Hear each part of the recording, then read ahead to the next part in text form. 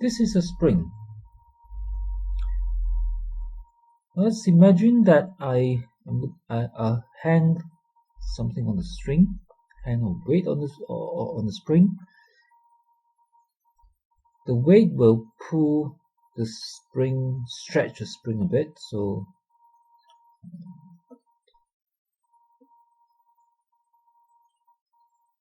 okay, so the spring will get a bit longer, maybe. All right.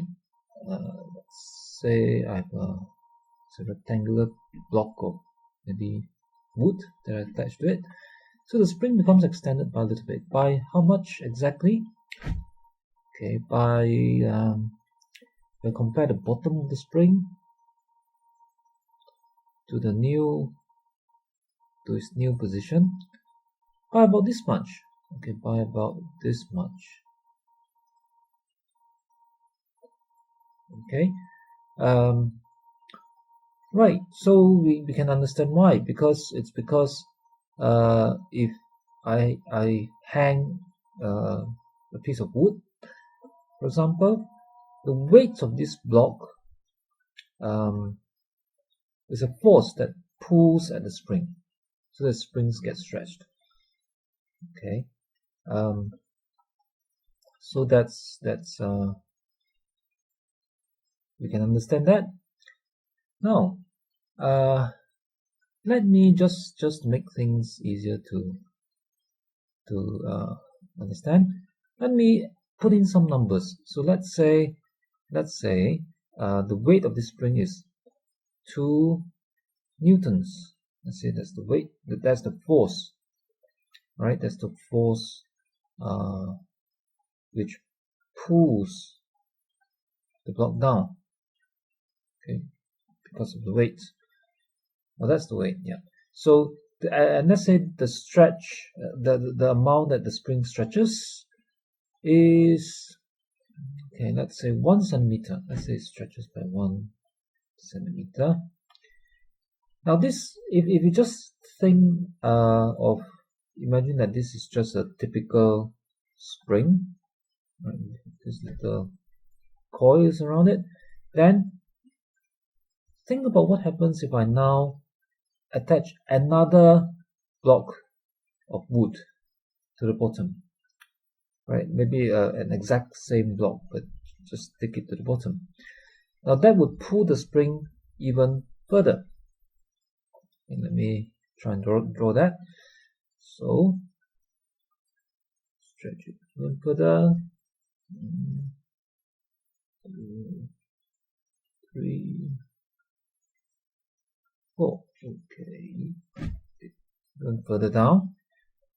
Now this time I have 2 blocks. I have one from the first time, and I'm going to just take another one down here.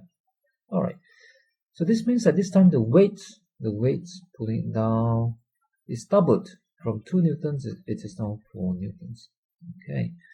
Now, but what about the length, the extension of the spring?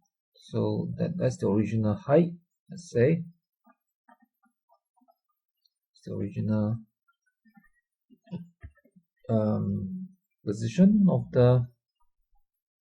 this bottom of the spring. So now that I've added 2 blocks of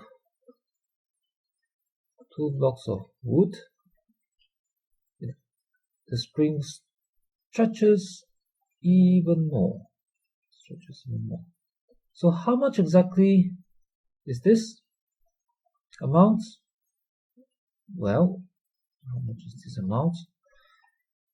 Well, for most typical springs, as long as we don't apply a really huge force that stretches the spring so much that the spring gets damaged or even broken, right? For fairly small forces that the spring can handle and don't stretch it too much. For such cases, typical cases, if you double the force pulling on the string or on the spring, you would actually also double the extension of the spring. That means that if the spring stretches by 1 cm at first, if you double the force pulling on the string, it will stretch by 2 cm. Okay, if you double the force, the stretch will also double. This now, this will be 2 cm. So by, if we just imagine adding increasing the force by 3 times, okay, then the spring would stretch by 3 times. Okay, so if you increase the force by a certain number of times, the spring will also stretch by the same number of times. Now this relation, right, this kind of relation between the force and the extension is called a proportional relation. Right? What it means is that I can write down this. I can, for example, let me just make a simple table to show this. I'll call this this extension X. Okay, and I'll call the force pulling it down, I'll call it F. Okay, so if I imagine making a table of this, maybe of force and X, okay, then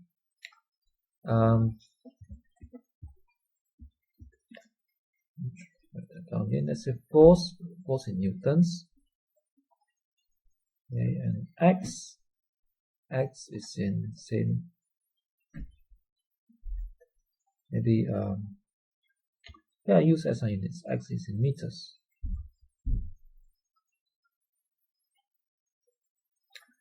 So when the force is say 0, the extension is 0, obviously, like down here at the start. When in this example the force is 2 newtons, the extension was 1 centimeter, so that's 0.01 meter. Okay. When the force is 4 newtons, the extension increases, doubles to 2 centimeters, so that's 0.02. So the relation between the force and the extension of the spring, we can describe this by saying that the force is the extension X is proportional to the force. Okay, the extension of the spring is proportional to the force. Alright. Now the force is represented by the symbol F. The extension is represented by X. If these two quantities are proportional, let's say force and extension are proportional, we can usually we can say that the force must be some constant multiplied by X. It's constant means that the K is a constant, and what it means is just some number, some fixed number that stays the same, okay, even if you change the force or the X, right? So it's just a fixed number that doesn't change with the force and X.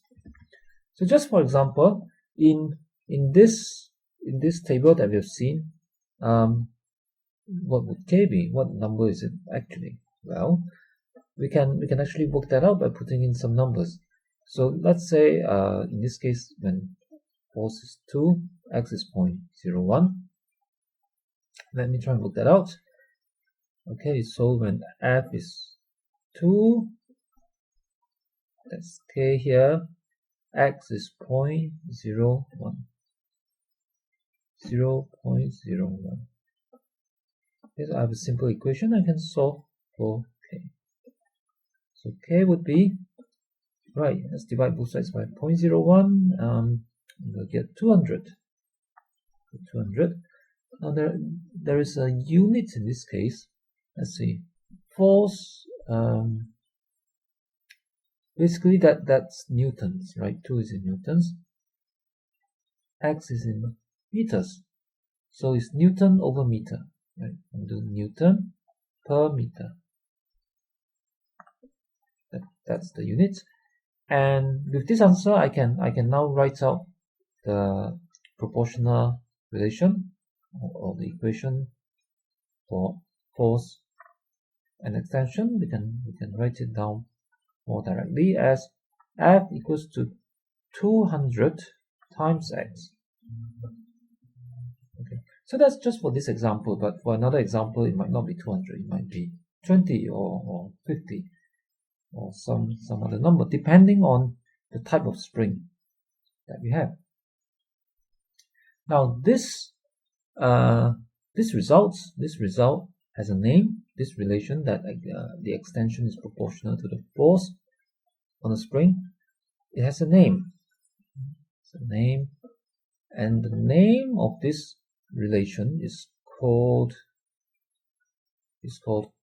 Hooke's law. That's H-O-O-K-E. Hooke's law, name of the scientist who lived many years ago.